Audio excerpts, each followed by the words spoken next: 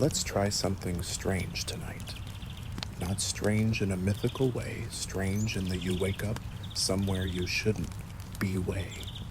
Imagine this. You open your eyes, and you're not in your bed, not even in your century.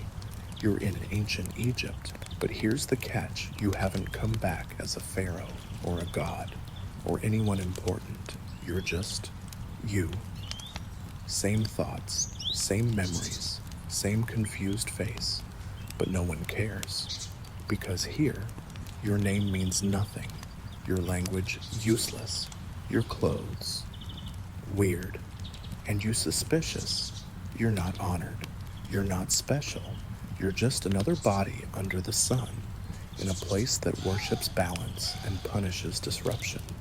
So tonight, we're not just talking about ancient Egypt, we're dropping you into it. No script, no preparation, just one brutal question. If you were reincarnated as yourself in ancient Egypt, would you survive? You open your eyes. There is no phone in your hand, no walls around you, no blaring alarm. Just a sky that looks like heat has been forged into color, and a ground that breathes warmth into your skin before you even move. You feel sand clinging to the sweat that hadn't existed a moment ago. There is no traffic, no language you recognize, only the low murmur of chants trailing through the air like incense you didn't ask for. The people around you are still, not shocked, not welcoming. They are watching not like you are a stranger, but like something has gone wrong in the weave of their world, and you are the proof.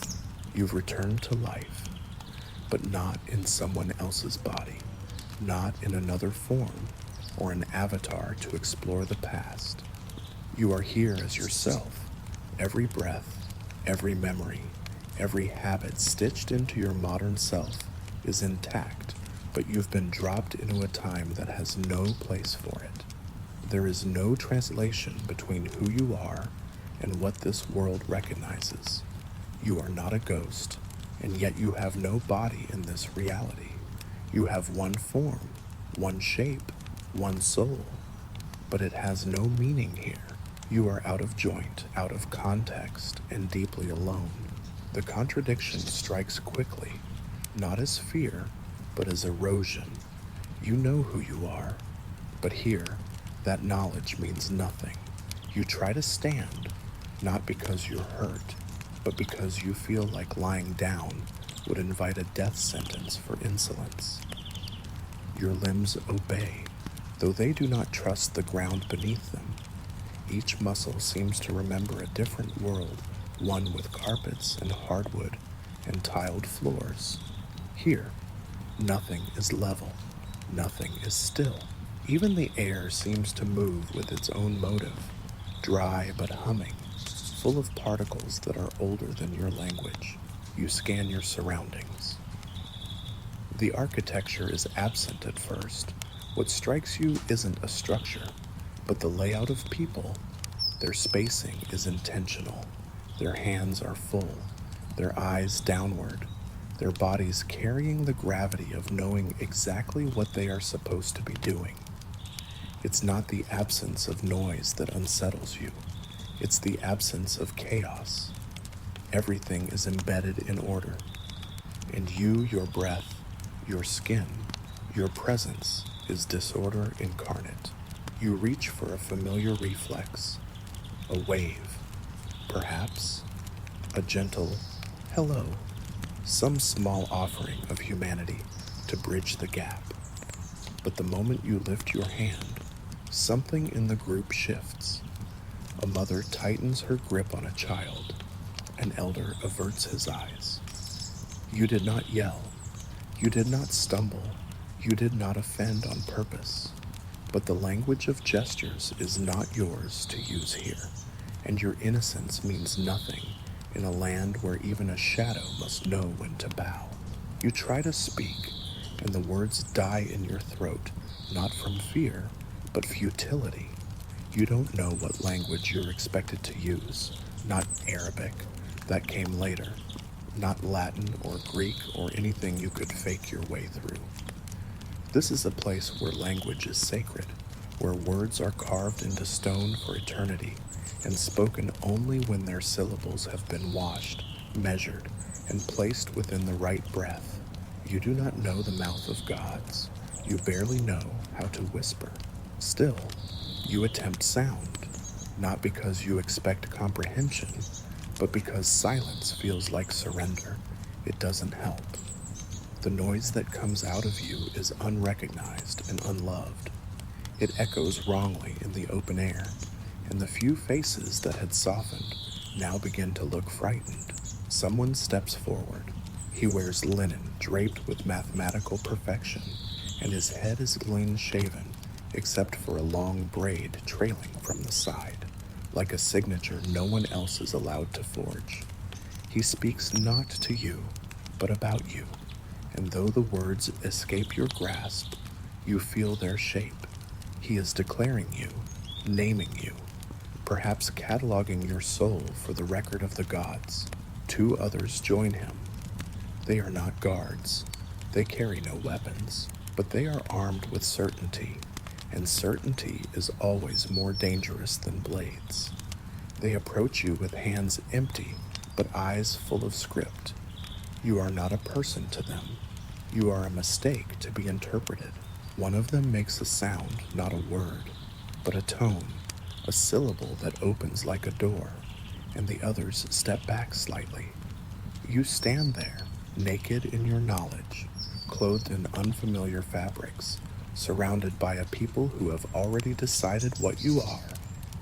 You were not summoned, you were not invited, and your presence, unexplained, unearned, is already a riddle the gods must answer. That is not a compliment, it is a warning. From the crowd, an elder woman arrives. Her eyes are lined with coal, her skin bearing the cracked texture of centuries lived wisely. She carries no authority on paper, but the space around her bends as she moves. She circles you once, not touching, not questioning, just observing, as if reading the energy of a flame before deciding whether to worship it or smother it. She utters a phrase.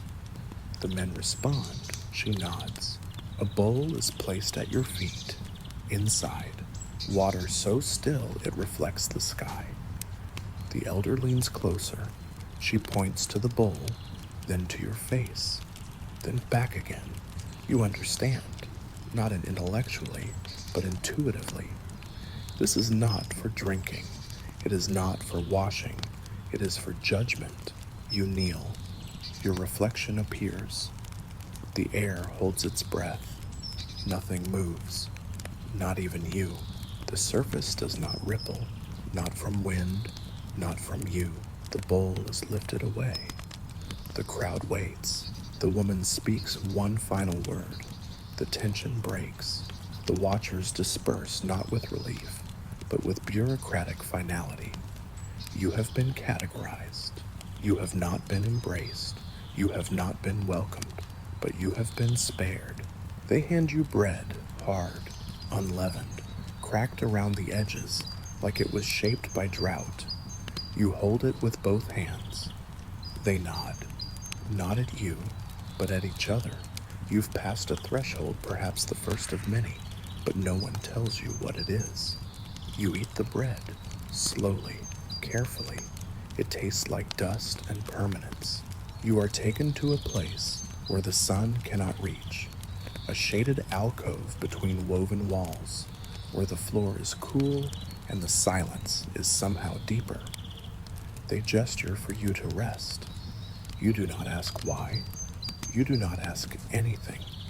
You lie down, heart pounding with the sound of modernity crumbling in your chest, and you stare at the ceiling, which is not a ceiling at all, but a mat tied above your head with threads that once held offerings, now holding back the stars. Night falls differently here, not with electricity fading to black, but with the world dimming by command of something older than clocks.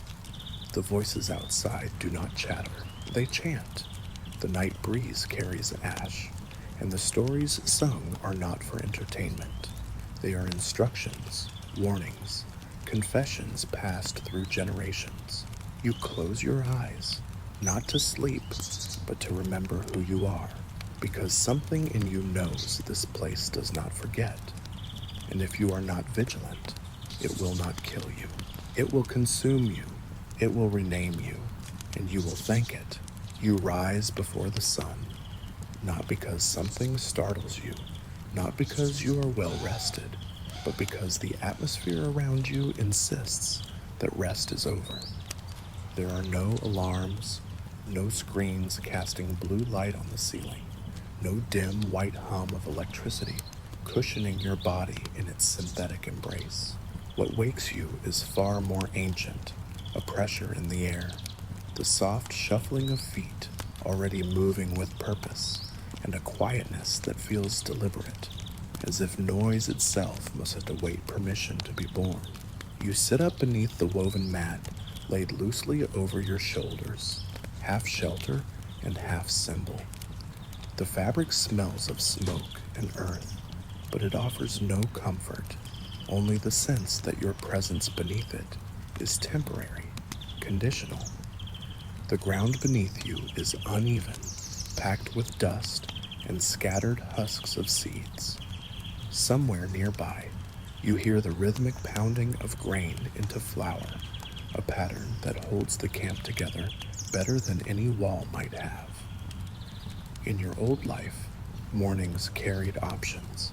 Here, morning brings only ritual, and you are not part of it. The villagers are already moving. Each motion appears modest, even humble, but there's a hidden gravity beneath their steps. You notice how no one wanders. There are no stumbles, no uncertainty in their bodies. Even the children, if they are truly children and not miniature adults in linen skin, behave as though the map of the day was carved into them before they were born. You watch them, hoping to learn something by imitation, but you don't know where to begin. There are no instructions, only consequences. You step forward, cautiously, trying not to interrupt whatever silent current is passing through the space. But the moment your feet shift onto the hard-packed trail winding through the center of the village, a subtle ripple moves through the air. People glance up, not all at once, not dramatically, but enough for you to feel it.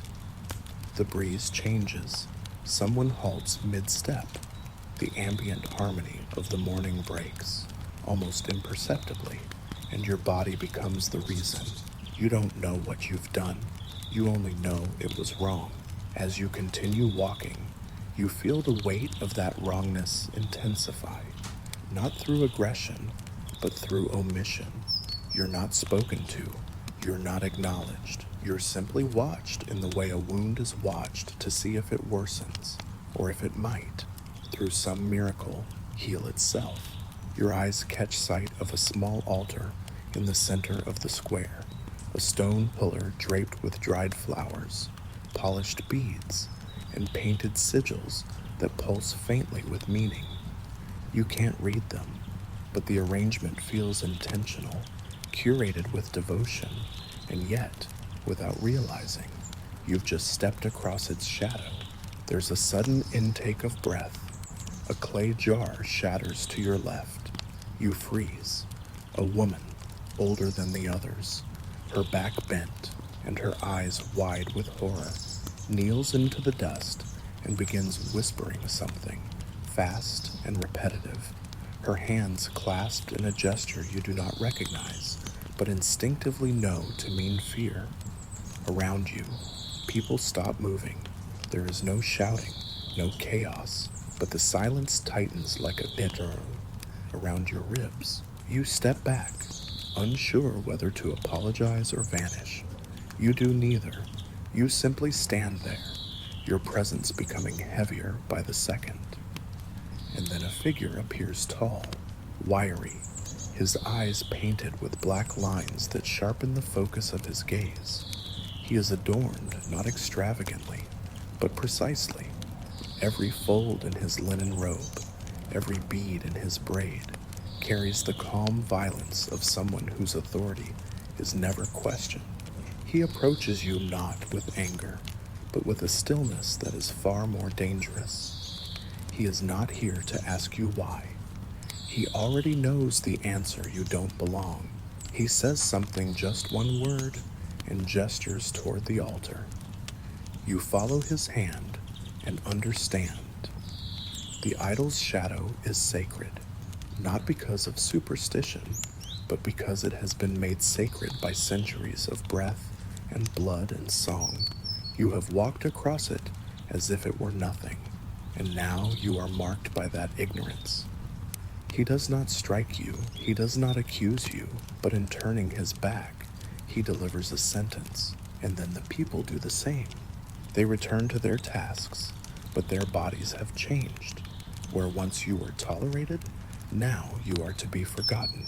You are no longer the anomaly in their midst. You are the anomaly they have chosen not to acknowledge. Your throat tightens. You want to explain, to offer an apology or a plea, but you don't know the shape of such things in this language. You have nothing to barter with. You begin to step away, stumbling slightly over the edge of the altar's platform. You murmur something beneath your breath, not quite a prayer, but an attempt at reverence. It does not land. It is not heard, or worse, it is misheard. You wander toward the cooking circle, drawn by the scent of crushed grain and baked clay. A small group of women are seated there, kneading dough, shaping small loaves with hands moving in sync, not speaking, their communication embedded in rhythm rather than words. You hover at the edge, watching, trying to look harmless. One of them sees you. She says nothing, her eyes narrowing slightly. She reaches for a spare round of dough and tears off a piece. Then, deliberately, she sets it beside the stone. She does not look at you again. You approach, inch by inch, offering your body in the posture of humility. You reach for the bread, your fingers brushing its coarse surface, and then she slaps your hand, not hard, not cruelly, but with precision. She points at the space between two baskets you had unwittingly crossed. Another invisible line, another ritual you've transgressed without even seeing it. Your body stiffens. Shame floods you not because of pain, but because you begin to realize the scale of the map you do not know how to read. Every object here has position. Every object has memory. Nothing is neutral. And you, who have spent your life in a world where movement is improvisation and place is convenience, now find yourself drowning in a landscape where even direction is devotion. The woman, after a moment of study, breaks off a smaller piece of the bread and places it directly into your hand. You bow, you kneel, you stay low until she turns away. That is the only ritual you understand, and for now, it is the only one that seems to keep you from vanishing entirely. Later, you find a basin near the edge of a communal wall and bend to drink. You reach for a jug. Your hand touches it without kneeling. A shout explodes from somewhere behind you. Not a word, a sound. It splits the moment in two. You turn, eyes wide, and a teenage boy runs toward you. He grabs the jug from your hand and sets it back down, precisely, carefully, at the base of a stone image carved with lotus and falcon feathers. It is not a jug. It is an offering vessel. And you have touched what was not yours to touch. You are made to clean the ground where you stood. Someone presses water into your palms and ashes into your fingers. You kneel. You scrub. The motion is not punishment. It is purification. But it does not erase what happened. You've learned something, but you've also left a mark. The cut on your palm from a splintered shard of clay throbs in silence. You spend the rest of the day doing nothing, not because you wish to be idle, but because every action you take seems to risk rupture. So you watch.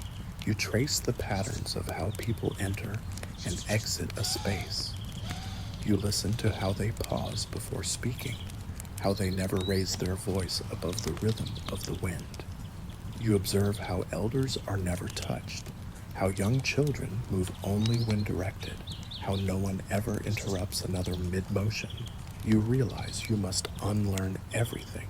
You had come from a world that praised initiative, that rewarded interruption and innovation. Here, innovation is disruption. Interruption is sacrilege. Silence is not absence, it is presence. And you, in your noise, your foreign limbs, your restless mind, are the discordant note in a song older than stone. That night, you sit near the edge of the fire pit. No one sits beside you. No one tells you to leave. But the circle of warmth has its own gravity, and you are kept just outside it. You watch the fire as it flickers against the bronze bowls and smooth forearms of people who have names you do not know, and gods you do not dare speak aloud. And slowly, beneath the embers of your thoughts, you begin to understand what this world demands. It will not kill you for being different. It will make you erase that difference, stroke by stroke, until you are no longer sure what parts of you remain. It is now your third morning, or perhaps your fourth. Time, here, does not unfurl in the clean linear strokes your mind is accustomed to. It breathes in circles anchored by sunrise rituals, chants that repeat with only minor variations, and tasks that begin not when someone commands them, but when the shadows reach a certain length, or the birds sound a specific kind of silence. You have stopped trying to count in hours. The sun does not keep time for you. It keeps time for the gods. Your body adjusts, reluctantly. Hunger sharpens your memory. Heat dries your skin into a tougher hide. The pain in your palms from the broken clay has begun to crust, a line of red splitting your lifeline, though no one here would think of reading a palm in metaphors. Here, the body is not symbolic, it is functional, and yet, function here does not equal value. It equals alignment. If you do not fit, you are not useful. If you are not useful, you are not permitted. And so you try to fit, not by blending in, but by shrinking. You answer no questions. You pose none. You mirror movements. You lower your gaze when others speak. You offer your hands before using them, palms up so they can be denied if needed. Still, the mistrust remains, because although you are learning to imitate, your presence cannot be erased. You are shaped differently, not only in face or voice, but in rhythm. And here, rhythm is the highest law. The people do not accuse you, they test you, not directly. There are no interrogations, no dramatic trials. Instead, small things are placed before you. A bundle of reeds laid near your sleeping mat, a cracked bowl left beside the fire, a stack of baskets tilted ever so slightly, their pattern disturbed. These are not offerings, they are puzzles, and your responses are observed in silence. Do you rearrange the baskets? Do you ignore them? Do you touch what has not been handed to you? There are no correct answers, only consequences. You begin to understand that your biggest threat here is not being misunderstood. It is being correctly identified as outside the ritual web. Every breath in this society is tied to something older, larger, heavier than the self. People do not act to express themselves. They act to maintain balance, to uphold the sacred symmetry between earth, sky, and the unseen scaffolding of the divine. And you are off tempo. Every action you take, no matter how carefully, contains a residual echo of modern autonomy, and autonomy here is a form of heresy. A man has been assigned to watch you now. He does not speak, he does not smile, but he stands near enough to feel like a weight on your back. His linen garment is simple, but his neck bears a carved wooden emblem, an eye, a falcon, a flame. You are not told his role, but you know what he is. He is the intermediary between your strangeness and the tolerance of the collective. If you fail again, he will be the one who decides whether your mistakes can be ritualized into forgiveness or whether they will require removal. One evening, you are told by gesture only to follow him. He leads you not out of the camp, but into it, deeper, through a narrow corridor of woven reed walls, past thresholds you had not noticed before. The earth becomes smoother here, as though the dust itself has been trained to behave. He stops before a small structure, not a temple, not a shrine, but something closer to a repository, a place where sacred things are stored when they are not in use. He beckons you forward. Inside, it is dark, but cool. The scent is unfamiliar resin, chalk, old smoke, and something like dried papyrus. On the floor lies a series of carved stones, arranged in a spiral. Symbols etched into their surfaces shimmer faintly in the torchlight. Some resemble creatures. Others resemble things your mind refuses to categorize. Your guide speaks softly, for the first time. The language is ancient, but the tone is that of recitation ritual phrases, passed down unchanged for centuries. Then, without further explanation, he hands you a small clay disc, inscribed with lines too fine to have been painted by human fingers. He points at the spiral. He leaves. You are alone. You do not know what is expected of you. You do not know if this is a punishment or a test. But you know enough now to understand that doing nothing is not an option. You lower yourself to the floor. The stone is warm. The disc vibrates faintly in your hand, as if responding to your pulse. You move it toward the spiral, slowly, cautiously, watching for a signal, for a pattern, for permission. Nothing happens, and yet you continue. Your hand begins to tremble, not from fear, but from the unbearable tension of being forced to improvise in a world where improvisation is sacrilege. Every movement of your body feels like a trespass. You trace the spiral. The disc clicks once. A whisper echoes through the chamber. Not words, just vibration, like wind passing through a reed flute. You place the disc at the center of the spiral and bow, not because you know that's the right thing to do, but because your body needs to end the motion with submission. The door opens. Your watcher enters. He looks at the spiral, then at the disc, and finally at you. His expression does not soften, but he does not remove you. He says a word. You do not understand it, but you feel the meaning settle in your bones like cold rain, marked the next day. Something shifts. You are handed a tool, a long-handled blade, curved at the tip, sharpened on one side. You are taken to the edge of the fields. You are not alone. Others are already there, men, women, children, all engaged in harvesting stalks of papyrus and reeds. Your arrival causes no stir. You are simply absorbed into the motion, the rhythm, the ritual of labor. You do not speak. You watch. You follow. You cut. The work is hard, but the hardship is familiar in a way nothing else has been. There is sweat. There is ache. But there is also clarity. The blade is honest. It asks nothing but steadiness. And for the first time, your body is permitted to be useful. At midday, You are given water not by a guard, not by a priest, but by a child. She holds the bowl up with both hands. You take it with both hands. She watches to ensure the ritual is respected. You drink.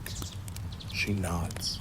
And for a brief moment, you are seen not as an aberration, but as a participant. That night, back near the fire, no one speaks to you, but someone shifts their mat slightly, just enough to make room for yours within the circle of warmth. You do not take this lightly. You place your mat with slow precision, fold your legs beneath you, and keep your eyes low. You are not being welcomed, but you are being permitted to try. The watcher remains. He sits farther now, no longer shadowing your every breath. You sense that his role has changed. He is no longer your judge. He is your measure. You will not be told when you are right. You will only know it by the absence of punishment. This is your new compass silence, allowance, the brief nod of a child offering water. You realize, slowly, that here, the absence of rejection is the closest thing to belonging you will ever receive. You are not wrong anymore, but you are not yet right. And in this world, that space between is the most dangerous of all. The fourth morning comes not with fear, but with the numbness that follows it. You rise without being told. No one signals you to move, and yet you do. Your body has learned the rhythm, if not the meaning. There is still no clock, still no schedule, but something inside you ticks now, an internal adjustment to a reality that offers no instructions, only consequences. You drink water when the air begins to feel thinner.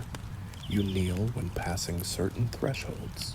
You listen to the silences between conversations and begin to understand that sometimes silence is the language itself. You are no longer a novelty. The stares have softened. Some have vanished. The people don't smile when they pass you, but they no longer pull their children aside.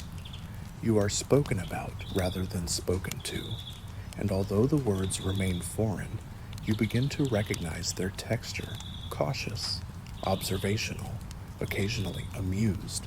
The danger of your presence has dimmed, but so has your invisibility. You are no longer an outsider to be erased. You are becoming a presence to be defined. And in this world, definition is rarely a gift.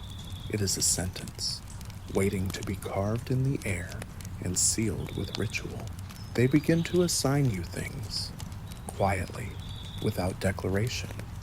A basket is left at the edge of your mat.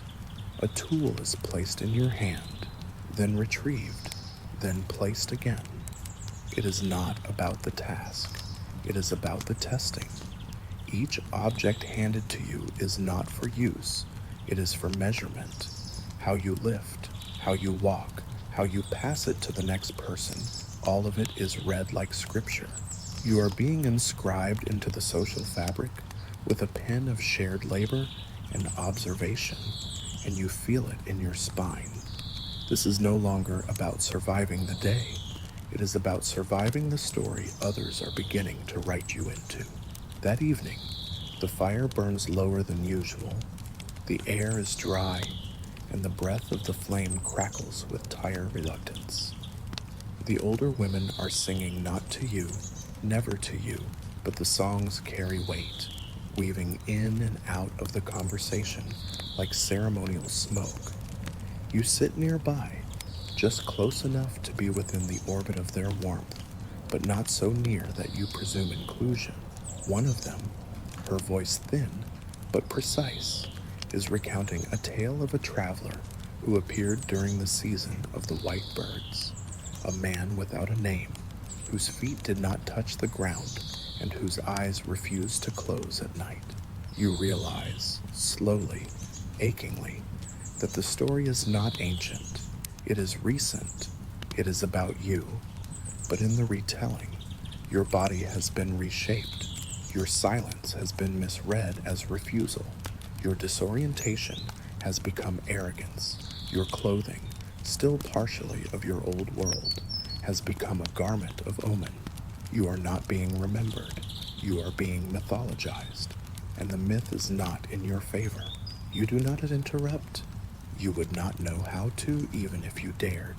Instead, you listen, and with every word, you feel your shape hardening in their minds, not as a person, but as a parable, a warning, a symbol to be used by others.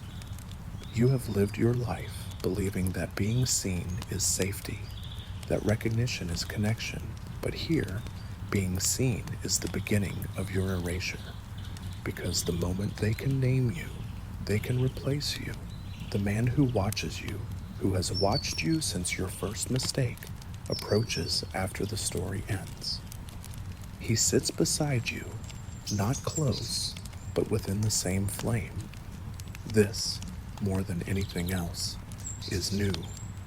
He does not speak for a long time. The firelight catches on the edge of his pendant, the carved eye glinting like a memory that will not close. Finally, he speaks. You understand nothing, and yet everything. His voice is slower than usual, more deliberate, like a priest carving words into stone rather than speaking them into air. You do not answer, but you nod, once, not in understanding, but in offering. He places something beside you, a strip of linen, folded precisely. Then he leaves. You wait until the fire dies before touching it. The cloth is warm, smelling faintly of oil and crushed herbs. Inside it, carefully wrapped, is a small carved figure, a jackal-headed form, painted with faded gold and soot-black eyes. It is Anubis. You know the name not from this world, but from books, museums, diagrams on laminated placards. But here, in your hands, it does not feel like mythologies. It feels like instruction. You are being marked, not as a believer, not even as a convert. You are being marked as someone who must now participate in the ritual, not from outside, not as an observer, but as a limb of the body that performs. You will not be given explanation. You will be expected to know. The next day, you are led to the temple, not the grand ones of stone and obelisks, but a structure built half from earth, half from intention. The air here is thick, not with heat, but with memory. Every step feels rehearsed by centuries. The walls are painted, but not decorated. They are coded. You are shown to a basin, handed a vessel. You know, somehow, that this is not a task of cleaning. It is a ritual of readiness. You wash your hands, then your face. You watch as others do the same. Then you are brought before the image of a god tall, silent, inhuman in proportion, and yet more human than anyone you've met. A priest gestures. You kneel. Another word is spoken. You feel it settle into your back like a command too ancient to resist. Later, outside, you try to make sense of what has happened, but there is no linearity here. You have not joined. You have not been accepted. You have been absorbed, and with that absorption comes a new burden. You are no longer the stranger. You are now the foreigner entrusted with knowledge, and knowledge here is not power, it is responsibility. A young boy, perhaps 10, perhaps 30, approaches you near dusk. He speaks a phrase you do not know. Then, slowly, deliberately, he hands you a folded cloth and a reed stylus. You stare at them, unsure. He repeats the gesture, then he points toward the horizon, where the sun bleeds across the sand like a wound, sealing itself closed. You follow. You walk together for some time. No words, just the rhythm of your steps and the distant song of insects. Then, in a clearing between two ridges, he stops. He unrolls his cloth. It is covered in drawings, small, perfect figures, each one arranged in a pattern that feels familiar but unreadable. He places yours beside his. Then he waits, and you understand you are being asked to draw your name, not as letters, not as identity, but as shape, as offering, as essence. You begin, slowly, clumsily. You mark the cloth with symbols that mean nothing in your tongue, but everything in your feeling. The boy watches. He nods once. Then he takes your cloth and his, ties them together, and places them in the sand. He whispers something. Then he walks away. You do not follow. You sit in the silence, and for the first time, you feel not just seen, but recorded. And now you must ask yourself, what have you agreed to? The days no longer arrive with drama. They emerge, silently, as if peeled from the night by unseen hands. You no longer wake with confusion. Now, it is memory that stirs you, the sharp, disorienting memory of who you once were, but the slow, continuous remembering of where you are and what you must do in order to remain. The morning chants no longer feel like noise. They feel like walls being rebuilt each dawn, walls of rhythm and breath that hold the shape of the world together. You are not a stranger anymore, but you are not one of them. You exist in that liminal fold, just beneath the skin of belonging, tolerated, named, but not yet embraced. And now you begin to see that such a space is not limbo, it is a test. Because to remain in this world, it is not enough to endure. You must tether yourself to it, and tethering requires more than obedience. It requires trust, and trust cannot be practiced in solitude. It begins not with a gesture of warmth, but with a shared burden. You are called this time with a hand on your shoulder, firm and unhesitant to follow a group into the fields beyond the riverbank. There has been a collapse. A canal wall has split, and the water now bleeds uncontrollably into the surrounding soil. You are handed a tool, not as a test, but as necessity. There are no instructions, only urgency. The others work in rhythm, not as laborers, but as a single organism. Some dig, others ferry stones. A few bend reeds into woven meshes, preparing them to brace the fractured wall. You mimic as best you can. Your body is slow at first, but your intent is read quickly. You are not efficient, you are not skilled, but you are willing, and willingness here, when witnessed, begins to matter. You work without rest, your limbs coated in mud, your breath caught in the same tempo as the others. At one point, a boy slips on the edge of the embankment. You reach for him instinctively, catching his arm just before he disappears into the water. He looks at you, startled, then nods. Nothing is said, nothing is praised, but the motion does not vanish. It is seen, and now you are not just a body in the field. You are part of the chain. Later, as the sun begins to sink and the repaired wall holds firm, a basket is passed among the workers. Flatbread, coarse and flecked with seed, is distributed.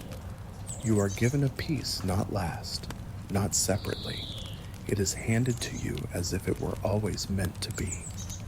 A woman beside you tears her piece in half and places a portion on your palm. Her eyes do not search you.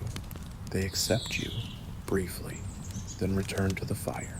In that moment, something shifts not in the tribe, but in you.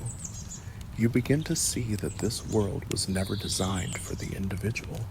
Here, the self is not a fortress. It is a gate. The more you close it, the more you are lost. The more you open it, the more you are shaped. You begin to recognize that survival here is not merely about learning the customs, not just about performing the right gesture or avoiding offense. It is about interdependence ritualized, cultivated, made sacred. You are given tasks that require others. A woven mat that cannot not be finished by one set of hands. A line of baskets to be lifted in sequence. A field to be cleared, but not alone, not ever. Even the chants now, those strange fragments of sound, seem designed not just for the gods, but for the group itself, pulling breath into unity. The village is a hive of ritual, yes, but it is also a hive of mutuality. You begin to speak not fluently, not correctly, but intentionally. Simple sounds, mimicked phrases, names that you've heard again and again, whispered in morning light and shouted at stubborn animals. The words feel heavy on your tongue at first, like stones not meant to be swallowed, but slowly they begin to smooth. The listeners do not mock. They correct gently, not with laughter, but with repetition. And each time you succeed, their responses become less guarded.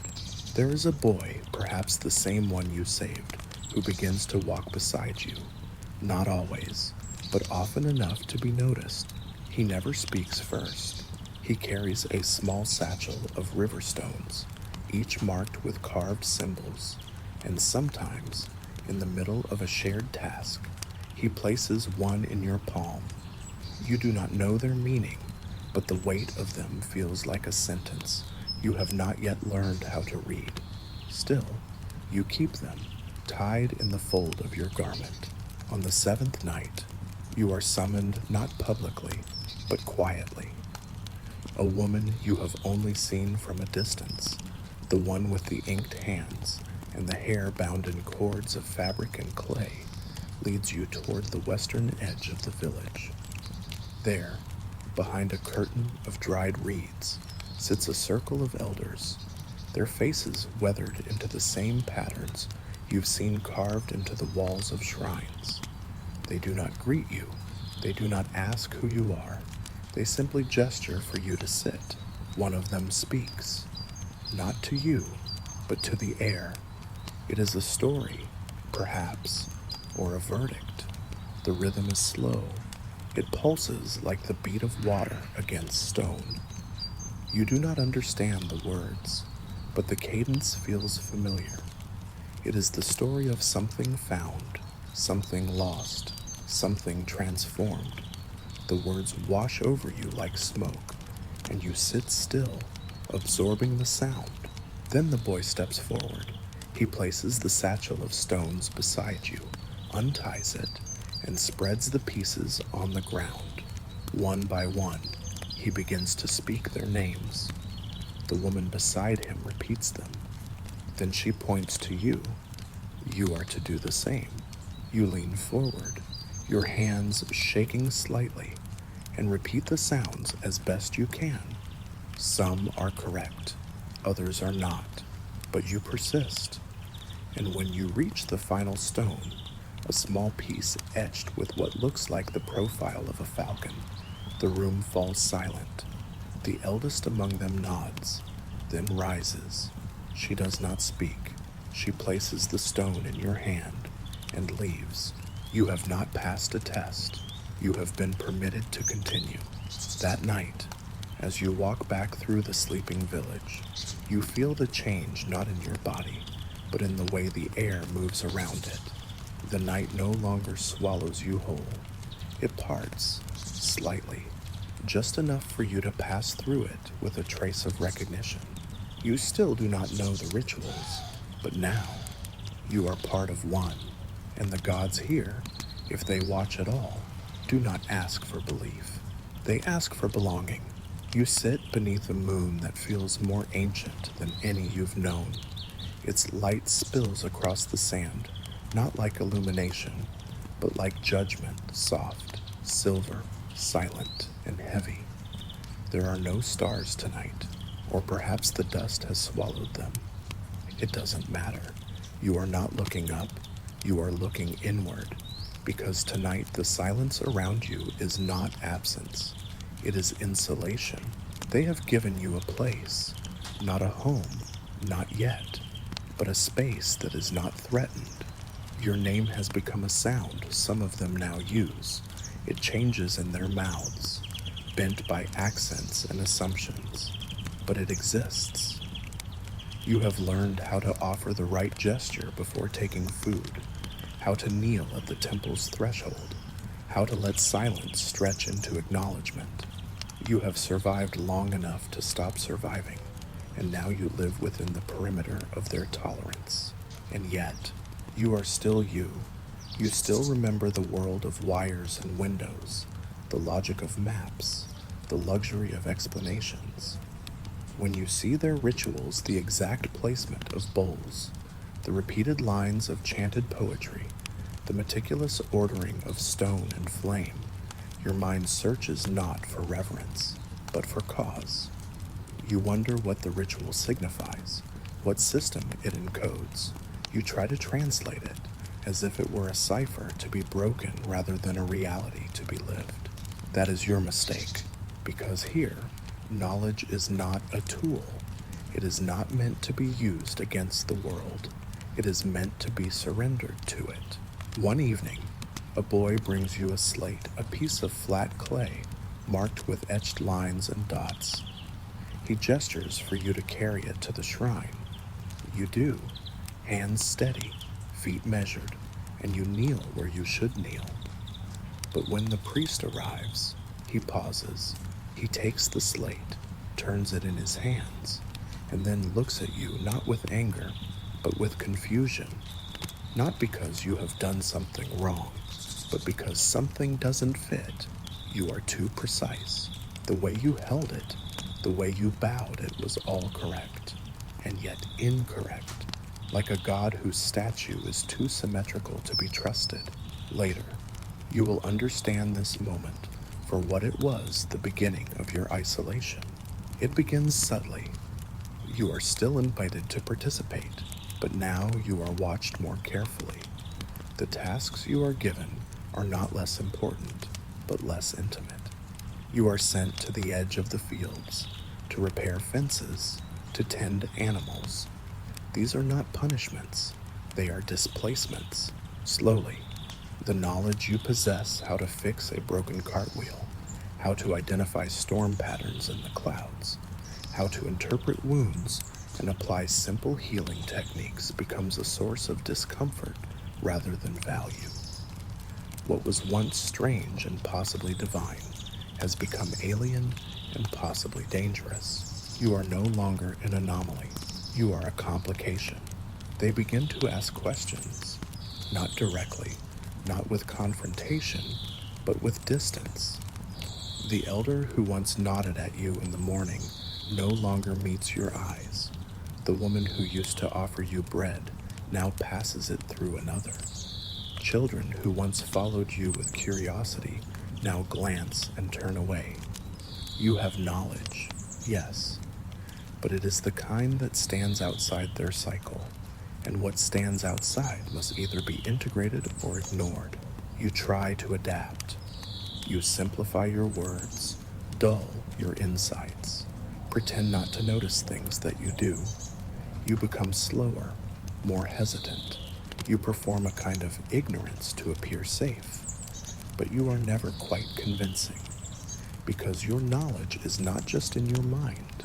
It is in your body, the way you walk, the way you notice things, the way your hands hesitate before performing rituals that still feel like theater. One day, you speak. You offer a suggestion gentle, cautious about how the irrigation ditch could be improved. You show them a pattern in the flow of water, a small adjustment in the angle of the channel that would save labor and reduce loss. A few of them listen. One even tries it. It works. The water flows more cleanly.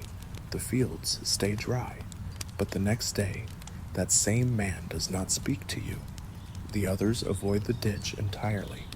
You are not blamed. You are not praised. You are simply separated from the act. The improvement remains, but it is no longer spoken of. You learn the lesson too late. Here, the world is not a machine to be fixed. It is a body to be harmonized. Change, even if it brings ease, is only welcome when it arises from within the rhythm, not when it is imposed from outside, even gently. Your knowledge, born of another world, is a rupture. It does not matter that you mean well. Meaning is not enough. There is a ceremony, a private one, not for the village, but for a family. A child has fallen ill. You are not invited, but you see the movement. You see the smoke rising from their roof, the procession of quiet steps entering their threshold, the herbs being burned. You have seen this kind of fever before. You know it. In your world, it has a name, a cycle, a treatment. You could help. You have helped before, but now your hands do not move, because to move is to intrude. You sit in the distance and wait. The child survives. Or perhaps they don't. You never learn the answer. No one speaks of it again. The ceremony passes, and the family returns to the rhythm. The space that was opened by illness closes without rupture, and you remain where you are untouched, unneeded, unseen. You begin to speak less, not out of resentment, but from recognition. Your presence here is allowed only as long as it does not alter the fabric. You have been absorbed to the extent you do not disturb, but now your knowledge disturbs, not because it is wrong, but because it cannot be shared without consequence. You are not a threat. You are a shadow cast in the wrong direction. One night, you walk beyond the outer ring of dwellings. There is a hill, not high, but tall enough to see the pattern of the village below the lines of tents. The flickers of firelight, the soft murmur of music carried on the wind. From here, it looks perfect, balanced, whole. You feel your throat tighten, not with grief, but with longing. You want to be part of that pattern, but you are not thread. You are a knot. A voice speaks behind you. It is the old woman, the one with the cords in her hair. She sits beside you, not close, but near enough to share breath. She does not ask what you are doing. She does not explain her presence. She simply says a word, between, then another. Still, you do not reply, but something in you softens. She places a hand on your shoulder, just once, then she leaves. You stay on the hill until the sky shifts, and in that in-between, you begin to understand. The next day, you are summoned not formally, not publicly, but through the quiet chain of gesture and repetition that binds this world together. A young girl touches your sleeve and points toward the hill. She speaks no words, but her meaning is clear. You are being called, not commanded. There is a difference, and you feel it settle over you like a layer of ash, soft, weightless, and inescapable. You follow the path out of the village, your feet remembering the rhythm even as your mind fractures under the weight of unspoken tensions. As you climb, the sounds of the village fade, replaced by the hush of the wind moving through reeds and low brush. At the summit, you find not the elder, but a small circle of stones arranged with ritualistic precision. A single bowl rests in the center, filled with sand, water, and something darker, perhaps blood, perhaps ink, perhaps the residue of time itself. You are not alone. Across the circle sits a man whose face you have seen only in fragments at the edge of ceremonies, behind the veil of incense, never fully present, but never absent. His garment is simpler than you expected, but the weight of his presence suggests he carries the gravity of many roles. Priest, perhaps, scribe, witness. He does not speak your name. He does not ask for it. Instead, he lifts a thin reed from the ground and places it across the bowl. It floats for a moment, then sinks. He looks at you and speaks not in the language of the village, but in a dialect so old it feels like stone breaking. You understand none of it, and yet you understand everything. This is not a reprimand. It is not even a conversation. It is a confession offered on your behalf. You kneel, not because you are commanded, but because your body needs to collapse into something softer than confusion. He nods slowly, then rises and walks away, leaving the bowl, the stones, and the silence. You do not follow. You do not disturb the circle. You sit there until the sun tilts the shadows across your lap, until the light becomes a script you cannot read. When you finally descend, nothing has changed, and yet everything has. One afternoon, while repairing a section of collapsed wall near the eastern field, you find a child watching you. He says nothing. He doesn't move. You continue working, aware of his gaze, and when the wall is once again standing, he steps forward. In his hand is a piece of folded cloth. Inside is a small bird, carved from wood, its wings spread in flight. He holds it out to you. You do not ask what it means. You do not need to. You take it with both hands, bow slightly, and place it inside your tunic. The boy nods once and leaves. You carry the bird with you now, not as a symbol, not as a token of belonging, but as a reminder that even in isolation, there is resonance, that even silence can echo it. And slowly, the ache of not being understood becomes something else, something quieter, and perhaps even sacred. You begin to suspect that survival here is not about becoming them. It is about becoming someone who can live without translation. The rains do not come when they are expected. For days, the sky remains hard and pale, a dome of dry light that holds its breath above the village. The air is still, unnaturally so, as if even the insects are waiting. The river shrinks back from its banks, exposing bones of forgotten fish and cracked clay. The people begin to measure each sunrise, not by its beauty, but by what it fails to bring. Clouds pass without shadow, wells grow shallow, and you, who have learned to live by their rhythms, now witness what happens when that rhythm is broken, not with chaos, but with quiet unraveling. At first, the hunger is gentle, almost polite. Meals are smaller, salt is rationed, bread stretches thinner with each passing day. You notice how the children's play becomes quieter, how the dogs no longer bark at night, how the laughter that once folded between the dwellings fades like smoke. No one complains. They only count baskets, grains, days. You remember hunger differently. In your world, it was rare, distant, dressed in images on glowing screens, often filtered through a layer of performance or pity. Here, it is not distant. It arrives slowly, but speaks in a language no one can mistranslate. It takes no sides. It punishes without cruelty. It is not a punishment. It is a presence. You try not to eat more than others. You make a ritual of refusal. You offer your share to the child beside you, or the elder whose hands tremble when lifting the pot. At first, they resist, then they accept, and soon, your sacrifice becomes expectation.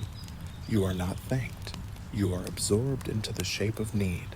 You fade with quiet grace, but your body remembers, and it begins to complain not in shouts, but in sighs. Lightness becomes ache. The ache becomes silence. Your thoughts blur at the edges. Your muscles rebel at ordinary tasks. The walk to the fields feels like a journey through another lifetime. The work continues.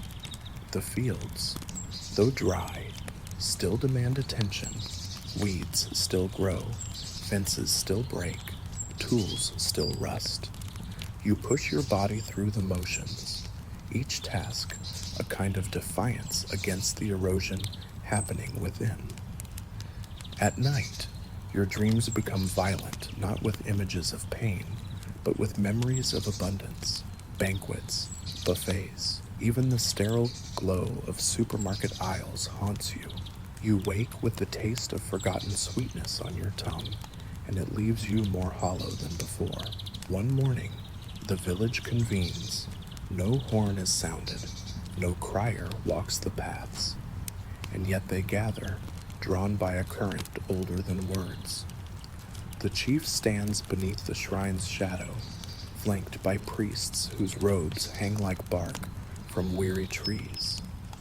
You stand at the edge, uninvited, but not turned away. A decision has been made. Rationing alone is no longer enough. The gods must be reminded. They prepare a ritual, not the kind performed weekly or seasonally, but one pulled from the deep well of ancestral memory. A sacrifice, not of people, but of offerings rare enough to hurt dried fish, carved ivory, dyed cloth, and jars of honey sealed since before your arrival. The items are arranged with agonizing care, each one a loss that bleeds in silence. No one protests, no one dares. The ceremony unfolds in smoke and chant. A single priest walks barefoot through the fields, scattering ash in slow arcs. The chief whispers a name to the wind, and the wind does not answer. You help carry water for the flames. You do not speak. You do not ask what is being summoned, but you feel the eyes, watching you, not with suspicion, but with curiosity laced with desperation. You have become the unknown again. Perhaps they think you carry luck, or perhaps they wonder what your gods might answer if asked. You want to tell them that in your world, gods do not answer hunger. But here, your voice is not a vessel, it is a wound. That night, the rain does not come, but a wind does, fierce, sudden. It howls through the thatched roofs and lifts dust like a veil torn from the face of a sleeping god. It leaves no gift, only more silence, only more stillness. And then, the fever begins. It starts with one child, then two.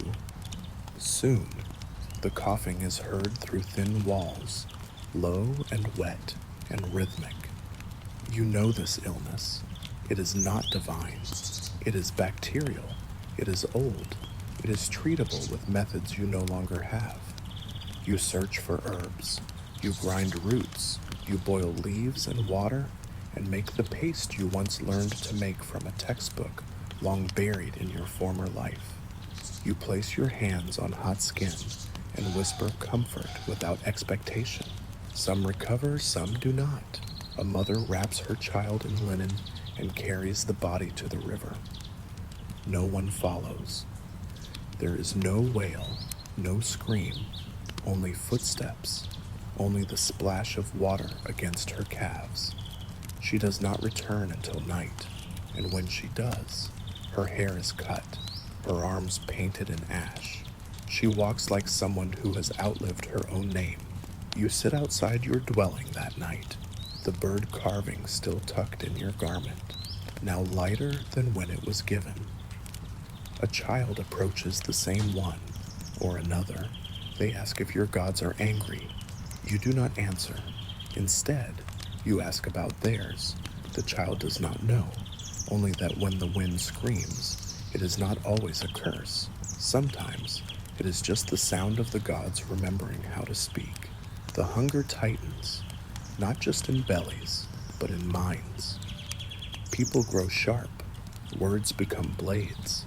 Old arguments are rekindled, sparked by nothing, fanned by exhaustion. A theft is discovered, grains taken from a communal store. The culprit is a young man, strong and silent. He does not deny it. He kneels before the elders, head bowed, hands bound, not in shame, but in acceptance. His punishment is exile. Though the word is never spoken, he is simply walked to the edge of the dunes. No one watches. You do. He turns once, meets your gaze, then walks into the heat. You do not see him again.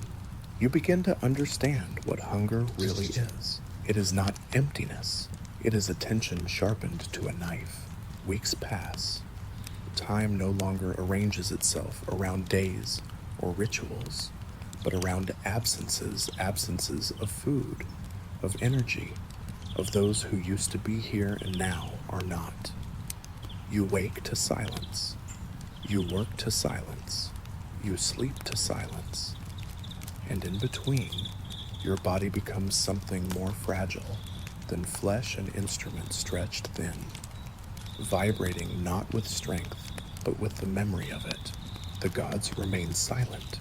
The river becomes a memory of itself, a shallow streak of mud strung across broken banks. You walk beside it sometimes, not in search of water, but to understand how it vanished. You study the patterns of cracked earth, the way old fish bones curl like punctuation in a forgotten sentence. One afternoon, you find a girl digging a hole with her hands, searching for something beneath the dryness. You kneel beside her and dig, not to help, but to witness. After an hour, you reach a trickle, a filament of dampness that tastes like dust and hope. Word spreads. Others come. More holes are dug. A network of tiny channels begins to emerge, each offering a mouthful of relief. It is not enough, but it is not nothing. A priest walks the trench line, eyes narrowed. He does not smile, but he does not stop them. That evening, you are summoned, not to be praised, not to be thanked, but to explain. You enter the chamber where the elders gather, and for the first time, they do not speak through an intermediary. They ask what you know, how you knew, where such knowledge comes from. You tell them what you can about water tables, about memories stored in soil, about the patterns of trees and birds that point to underground flow. You speak carefully, without assertion. You are no longer afraid of being noticed. You are afraid of being believed too quickly. They listen. They do not nod. They do not challenge you. When you are finished, the oldest among them stands. He approaches, lifts your hand, and places in it a stone, smooth, obsidian, etched. You do not recognize the symbol, but its weight tells you what words do not. It is not approval, it is permission. You are being asked to become part of their survival. So you do. You help shape the trenches. You suggest locations for new wells. You guide small bands out into the hills to track where rain might have lingered, even for an hour. You do not lead, you offer. And slowly, the village begins to respond, not with celebration, but with motion. Life returns in gestures. The grindstone sings again. Bread returns, thin but real. The old woman with the cords in her hair walks past you without speaking, but places a folded fig leaf in your palm. Inside is salt. The drought does not end. The fever does not vanish. But the silence has changed. It is no longer hollow. It holds something now, resonance, perhaps, or resilience. You begin to write again, not on paper, which does not exist here, but on stone and in ash, symbols you invent and forget, patterns that resemble maps or music or memories. You carve them into the walls of your shelter, into the underside of bowls, into the backs of doors, not for others, for yourself, to remind yourself that even in this place, where nothing came with you, something of you remains, and one morning, the wind shifts. You wake to smell, earth, Wetness. A single drop of rain lands on your face, and it feels like a hand from another life. Then another, then many. The roof begins to whisper. The whisper becomes applause. The applause becomes thunder. You step outside. The sky is open. Children run. The old woman raises her face. The chief kneels. You do nothing. You just stand, and in your hands, rain gathers like truth. No one says your name. No one names the moment. But when the wind passes through the village again, it carries not fear, but breath. The rain did not save everyone. It never does. Though it returned the rhythm of planting and washing and quiet gratitude, it also revealed the outlines of all that had been lost. The fever claimed more than the village knew how to mourn, and for every seed pressed into wet soil, there is a silence left by a voice that once called through the evening air. You walk among them, those who lived, and those who now live only an echo, and you begin to notice how grief in this place is not collapse but rhythm. It moves like breath. It folds itself into daily life until you no longer know where memory ends and obligation begins. The concept of death, once so clearly outlined in your world by the language of hospitals and certificates and quiet crematoria, now feels unpinned, drifting between ceremony and presence. The dead are not erased here. They are shaped. Their absence is architecture. Their memory is economy. They remain, not in heaven or myth, but in dust, in names, in gestures repeated by hands that tremble only slightly now. And when someone dies, you do not say goodbye. You carry something. The first time you are asked to participate in a burial, you hesitate, not because of the task, but because you do not know the script. They give you a bowl of oil, a strip of linen, a fragment of song. You follow the gestures of those beside you, and as the body is prepared, not washed, but dressed, not decorated, but adorned, you realize the purpose is not to restore, but to translate. This is not preservation, it is presentation. The gods must recognize the shape of the soul when they meet it, and so the shape must be complete. The dead are clothed not in their finest garments, but in those that speak most clearly. A fisherwoman is wrapped in netting, a child in the remnants of a festival robe, a weaver in the threads of unfinished cloth. You ask no questions. You do not speak. You carry the oil. You sing the syllables, broken though they are in your mouth. The family does not correct you. They only nod. The burial takes place not beneath the earth, but within a chamber, a vault of stone carved long ago, where bodies rest not alone, but among others, layered like pages in a book the gods are still reading. Each body is laid with care. Each name is spoken the 3 times, not shouted, not whispered, just stated as if the air itself needs reminding.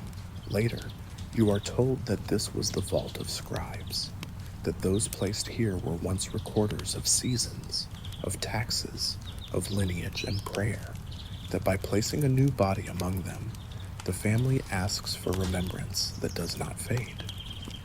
You do not know if that remembrance is granted, but the air in that chamber feels dense, not heavy, but structured, like music. Days pass, then weeks.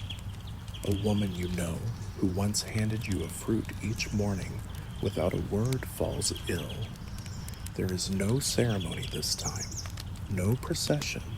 She is old, and her passing is expected. You sit beside her in her final hours, not because you are asked, but because you are the only one she calls by name. Not your real name, but the one they gave you, the one that fits here. She does not speak often, but when she does, she says things that linger. Don't forget the weaving. Tell the water to remember me. If they ask, Say I was kind. After she dies, they prepare her as they did the others, but this time you are not asked to help. You are entrusted. The priest hands you the linen, the oil, the fragment of song. Alone, you wash her skin with your hands, unsure whether it is more ritual or more apology. You dress her, you braid her hair, you speak her name 3 times. You carry her to the chamber yourself, and when the final stone is placed over the door, you sit outside, not mourning her, but measuring the weight of your own presence, how you have become a thread in the cloth of this place. That night, you dream of a river with no shore, of a boat without oars, of someone calling your name not in desperation, but in welcome. You wake with tears on your face and no memory of why. The carving of the bird in your garment is gone. In its place is a small stone, etched with lines you do not recognize. You say nothing. You keep it close. It is then that you begin to notice the gods, not as visions, not as dreams, but as interruptions. A cup that falls from a shelf without reason, a shadow that passes without source, a door that swings inward though the wind has ceased. You mention it once to the child who gave you the carving, and they nod as if you finally understood. They notice us more. They say, when we carry the names of the dead, you begin to feel a weight in your spine, not pain, presence, as if every step you take is measured by a memory that is not yours. You speak less, you listen more, and when you sit at the edge of the fields and watch the sun rise through the steam of new wet earth, you find yourself whispering to no one, as if the gods need reminding that you still breathe. Then comes the eclipse. No one warns you. No one needs to. The light changes. The birds vanish. The wind hushes. And every person in the village walks into the open, barefooted, bareheaded, and silent. You follow, not because you understand, but because your body insists on it. Together, you face the dying sun, and in that hour of shadow, something within you unknots. You feel it uncoil, like a thread pulled from the deepest part of your ribs. You do not speak. You do not cry. You only wait. When the light returns, the world feels thinner, not broken, just more fragile. You look around and see that others feel it too. Their faces are not frightened, only reverent. Later that night, the child who once asked about your gods places a hand on your arm. They saw you, they say, and you did not look away. You do not know what it means. But the next morning, you are asked to bless the seeds before they are planted. The priest places a bowl in your hands. The people gather, and though you do not speak the words perfectly, no one corrects you. And in the wind that moves through the fields, you hear a voice not from the gods, not from the dead, but from yourself. The voice says, "Stay." You begin to understand something about reverence. It is not found in statues or temples or even in rituals, though all of those still matter here. Reverence lives in repetition, in the exactness of gestures passed down without question, in the way a bowl is always placed with the handle facing the east, in how footprints are never allowed to cross the threshold of a burial chamber unless washed. These are not rules. They are reminders of the thinness between now and what comes after. You sense that reverence is not something performed. It is a condition of being. In the nights that follow, you start walking the village after sunset, not out of fear, but as if drawn by something quiet and unfinished. You hear voices from behind walls, not arguments, stories. You begin to understand that to speak of the dead here is not to reopen pain. It is to stitch the dead into the present. Every story is a spell that calls memory into the shape of a body. The old man who drowned while trying to save a goat. The child who once painted her skin blue for the rain festival. The woman who sang songs of the moon, even when her breath failed. They live, they walk, they breathe in the shape of words. The gods, it seems, do not require temples. They require context. They inhabit the in-between, the unfinished gesture, the forgotten corner, the mistake made during mourning. You begin to sense their interest not as judgment, but as gravity. Things fall toward memory, toward pattern, and you have become a pattern. One day, you see a procession, a small one, 3 people walking toward the hills. No drum, no chant, only silence and one long strip of linen dragged behind them, leaving a mark in the dirt like a comet's tail. You follow, at a distance, not hidden, simply present. They do not acknowledge you, but when they reach the low cave at the base of the ridge, they turn, and one of them gestures for you to enter. Inside, the air is cooler, scented with clay, and something older, perhaps frankincense or dried citrus peel, ground into the dust from long ago offerings. The body laid there is not fresh. It is not recent. It has waited, wrapped tightly, sealed with wax, and tied in patterns you do not recognize. A reburial, perhaps, or a reclamation. You are told nothing. You are only handed a bowl of water, darkened with wine and herbs. You are asked to pour it in a circle. You do. Later, the eldest of the 3 speaks. This one did not finish the journey. They say, we carry what they left behind. You do not know if they mean bones, or regrets, or both. You carry the empty bowl back in silence, and in the shape of the linen trail behind you, you begin to imagine your own passing. Will you be remembered here? Will your name be spoken 3 times? Or will you be the unnamed foreigner whose face is carried forward only in gesture, in rumor? This thought does not frighten you. It humbles you, and in the humility, you find a kind of strength you never had before. Not the strength to conquer, but the strength to remain. They begin to ask you for things you never thought you would be trusted with. Naming the newborns, marking fields before harvest, drawing symbols for protection on doorframes and stone wells. These are not honors, and you know this instinctively. They are burdens transferred slowly, given not as gifts, but as acknowledgments. That you are no longer a stranger here, that your presence, once tolerated, then questioned, has settled into something heavier, something closer to belief. You have not asked for this. You have not earned it. But belief does not ask if you are ready. It asks only if you remain.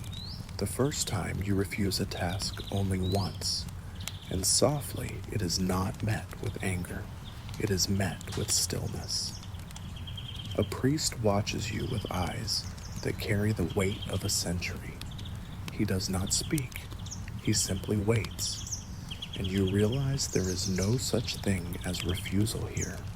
Only delay. Only deferral until the will is strong enough to lift the shape of duty again. You take up the chalk. You draw the symbol.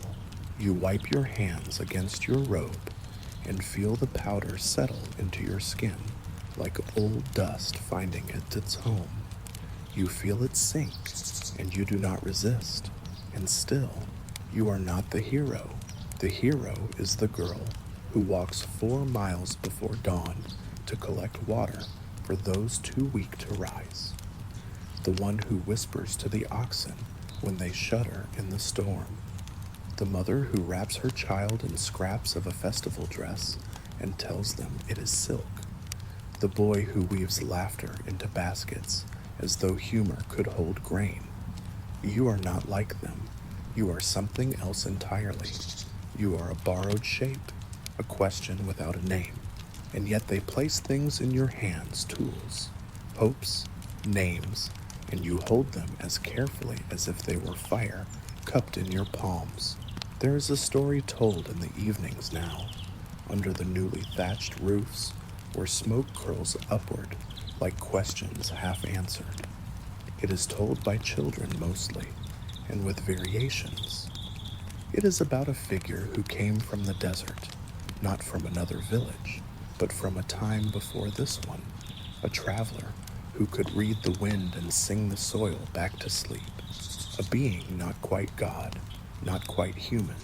Sometimes the figure is a woman, sometimes a man, sometimes neither, but always, always. The figure arose when something has been broken and speaks the name of what it was before it shattered. You hear this story and say nothing, but something inside you shivers, not with fear, but with the cold recognition of myth forming around you like mist around a lamp. You do not want this. You do not need to be legend. You only wanted to survive. But stories, like rivers, do not ask where they are welcome. They flow where they are fed. And here, you have fed something with your silence. One evening, the girl who gave you the salt years ago returns with a new gift, a string of beads made from clay and bone, shaped to look like teeth, though you know they are not. She ties them around your wrist and says, "For the part of you that no longer walks away, you do not remove it. You wear it like gravity." Then comes the burning. A fire breaks out in the southern quarter. It is not divine. It is not punishment. It is wind and spark and dry wood, as old as any world. But the damage it leaves is more than smoke. A shrine is lost. A sacred wall blackened. No one is injured, but everyone is changed. The people gather not to blame, but to grieve. And in that hour, with ash on your skin and flames still echoing in your bones, someone turns to you and asks, "What do we do now?" You do not know, but you answer. You say, "We remember what stood here." And the villagers begin to chant, not loud, not perfect, but united. They name what was lost, and in naming it, they rebuild it with air and promise. You do not lead, but you are there, and in being there, they follow. Later, you will be asked to bless the new wall, not because it is holy, but because it needs a voice, and they believe your voice carries something that echoes wider than flesh. You were never the hero. You were the mirror, the vessel, the question that made them answer. The days after the fire stretch into a silence so long it feels like breath withheld. You see people moving more slowly, not out of exhaustion, but as if measuring their steps against memory, placing feet where walls once stood, where shadows used to fall.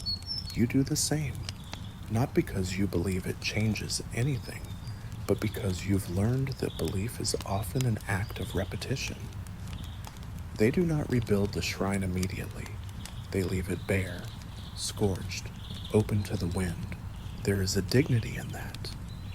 There is something sacred about not rushing to replace what the world has taken. They want the gods to see the wound before they close it. You begin to understand something that was never said out loud, something that pulses underneath their actions, behind their stories. They never expected salvation, not from gods, not from rulers, not even from time. What they expect, what they trust is presence, not the solution, but the company, not a hand to lift the burden, but one to carry it beside them. And this is why they've kept you, not for prophecy, not for answers, but because you stayed. One morning, a child who has never spoken to you walks up and hands you a woven ring made of reeds and dry herbs. She does not smile. She does not speak. She simply presses it into your hand, then walks away. You look at it and recognize none of the herbs, none of the patterns. and yet something in it feels familiar. You slip it onto your finger. It fits. It burns a little. You keep it on. You do not realize how deeply you've changed until the next funeral. You are not asked to lead. You are expected to. There is no discussion. The oil is waiting. The linen already folded. The fragment of song placed carefully beside a bowl of crushed myrrh. You do not hesitate. You prepare the body of a man you never spoke to. You speak his name 3 times. You guide the mourners through the procession. And when someone weeps too hard to stand, you hold their arm without needing to speak. They lean into you as if into a tree. Later that night, sitting alone with the stars veiled by dust, you try to remember your name, the one you carried before the desert, before the salt, before the fire. You remember the sound of it. You remember how it felt in your mouth, but when you say it aloud, it sounds foreign, thin, like someone else's prayer. You let it go. You whisper the name they gave you instead, and this time, it feels right.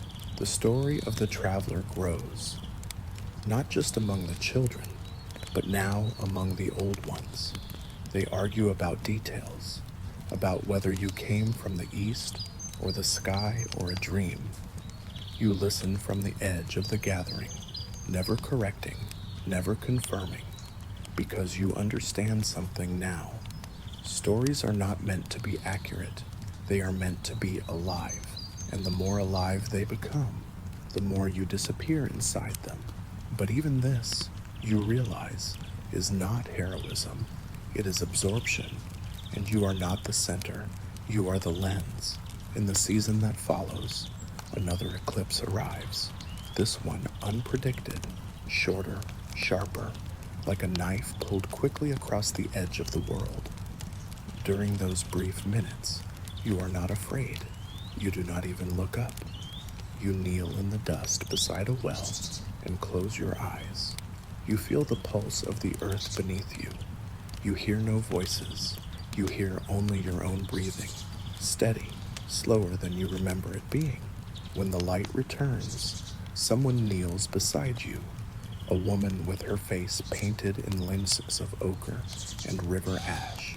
She does not speak, but she places her hand on your shoulder, and you understand, in that moment, that whatever role you once imagined you might play here, savior, prophet, exile, was never the role they needed. They needed someone who would not leave when the fire came. They needed someone who would speak names when they were forgotten. They needed someone who could carry memory, like a vessel, without needing to be poured into. You were never the hero of this story, but you have become its echo. Later still, the seasons begin to turn again.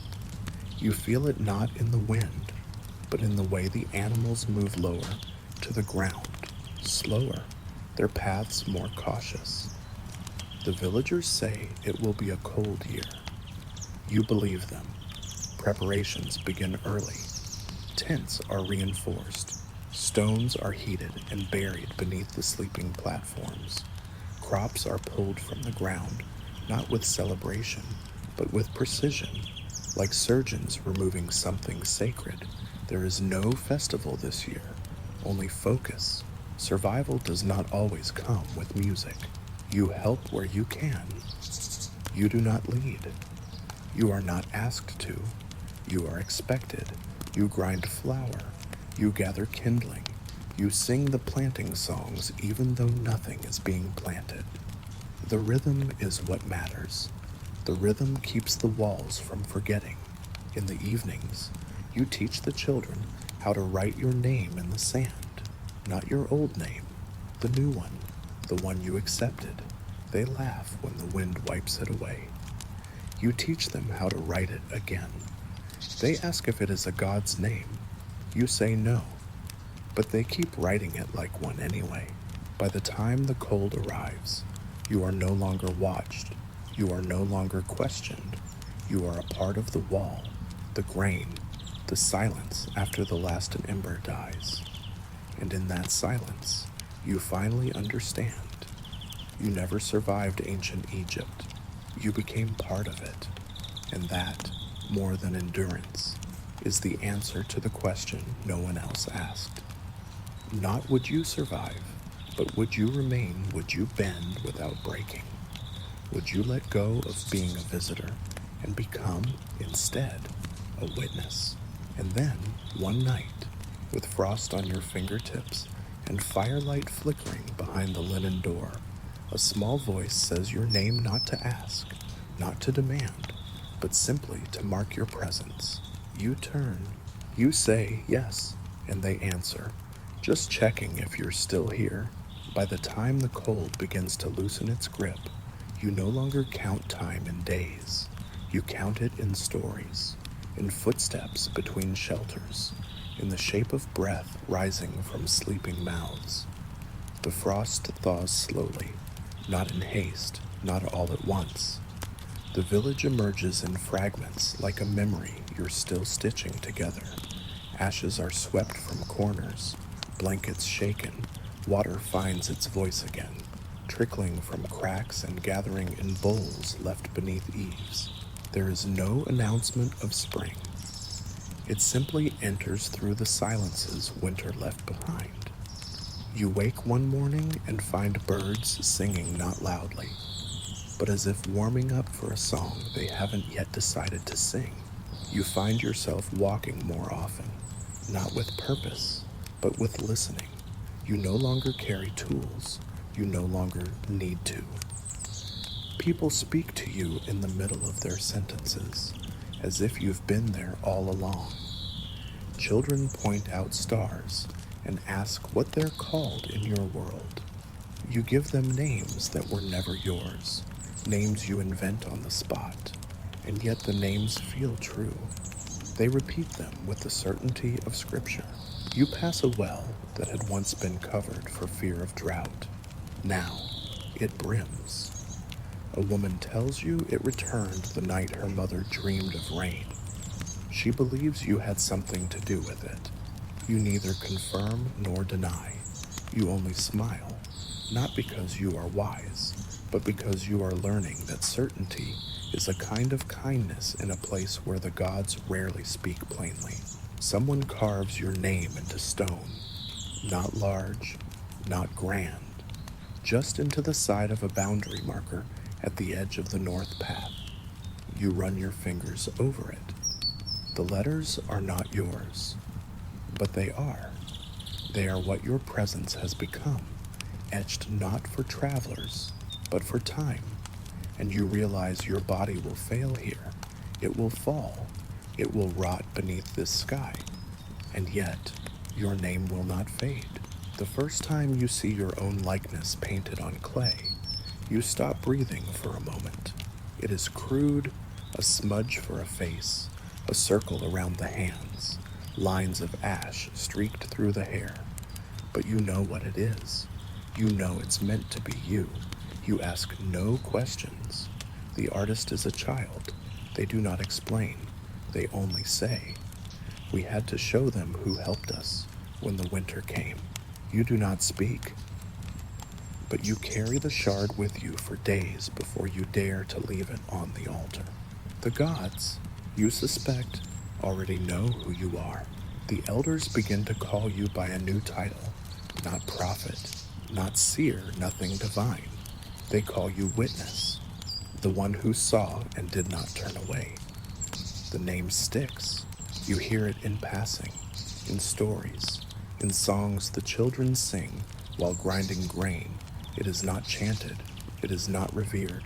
It is simply present, woven into the rhythm of life, like the rustle of thatch or the click of pots on stone. You try to remember when you stopped correcting them. You can't. It was a quiet surrender, like a thread being knotted into fabric you no longer control. Seasons pass. You become older, not in years, because time means nothing now but in weight. You feel it in your bones, in the way your hands no longer shake when they hold the heads of the dying, in the way your feet know the slope of the burial path without needing sight. You have buried too many, and yet not enough.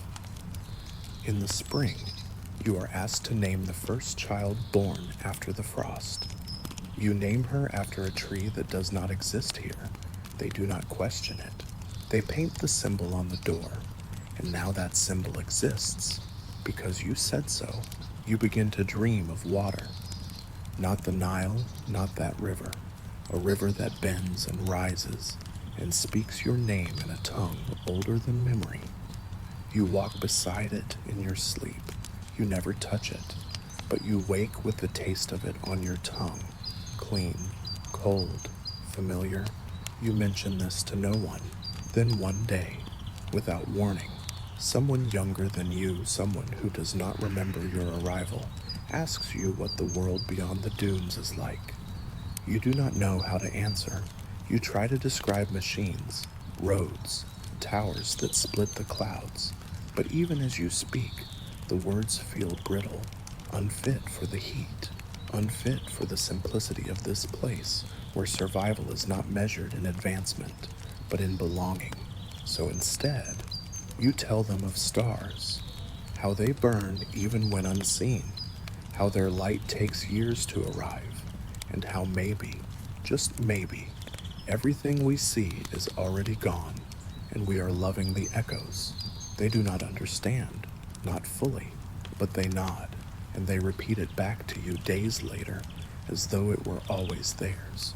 You realize then, with aching clarity, that you have become a bridge, not a person, not a soul, a crossing, and that your name, the one carved in stone, the one whispered during birthrights, is not yours anymore. It belongs to the story that needed you to carry it until it could walk on its own. The temple's roof begins to collapse from years of wind and heat, and the villagers debate whether to rebuild it or let it fall. Some say it is no longer needed. Others say it has always been there, and that absence invites forgetting. You say nothing, but one evening you bring a single brick, cleaned and wrapped in cloth, and place it at the center of the ruin. No one follows you. No one needs to. The next day, another brick appears, then another. Within a week, there is a new foundation, not large, not magnificent, but quietly alive. One afternoon, you hear singing from beneath the earth. Not a voice, not a hallucination, just a hum. You follow it to the oldest part of the village, where the stones remember more than the people do. You kneel, you listen, you understand. The hum is water, deep and patient, returning to places it once knew. You sit by the well, and the well breathes. And for the first time in years, you feel no fear of dying, and you know you are close, close to the end of the story, but not its closing. When the fever comes, it is not sudden. It rises like mist, gathering at the base of your spine, behind your eyes. You hide it for days, maybe weeks. You keep walking, you keep listening, but your vision falters, your hands shake. You forget words that once came easily. People notice, but they do not cry. They bring herbs, they bring water, they bring the cloth with which they will one day wrap you, and they sit beside you without asking questions. And still, you do not tell them everything. Not about where you came from, not about the world you once believed was yours, because you understand now it never mattered. Not here. Your death begins before your body fails. It begins when you watch the youngest child in the village sketch your name in the dirt next to a new word, one you've never taught, a word that means something between keeper and echo. You do not ask for translation, you simply nod, and something inside you loosens. You are placed in the same burial grounds as those you've named, washed, mourned. No special tomb, no monument, just the earth, stone, name. And yet, when the body is placed into the ground, a silence falls that feels sacred, not because of you, but because the shape you left behind was useful and it is being honored. Time does not weep, time folds. The villagers speak your name for years afterward, not daily, not even often, but when it is needed. When crops fail, they whisper it. When children are born, they write it in the dust as if it still holds weight. It does, but not because of what you did, because of what you stayed long enough to become. One day, someone will point to the worn stone by the north path and ask, "Who was this?" And another will answer, "Someone who came, someone who stayed," and that will be enough, because your body now belongs to the earth, but your name does not fade. Years later, a traveler will come to the village, not like you were a soul flung from the future, grasping for meaning, but simply a wanderer from another valley, another sand-swept road. They will arrive without ceremony, without fanfare, seeking nothing more than water and rest. And someone will tell them, gently, that they are welcome, that once someone came before and stayed, that the village remembers. The traveler will see the stone by the north path. They will pause. They will run their fingers along the faded edges. They will not understand the script, but they will feel its weight. And in that silence, something will settle within them, something they won't name for years. A question, a presence, a pull towards staying. And when they leave, they will carry your name with them, not in sound, but in shape.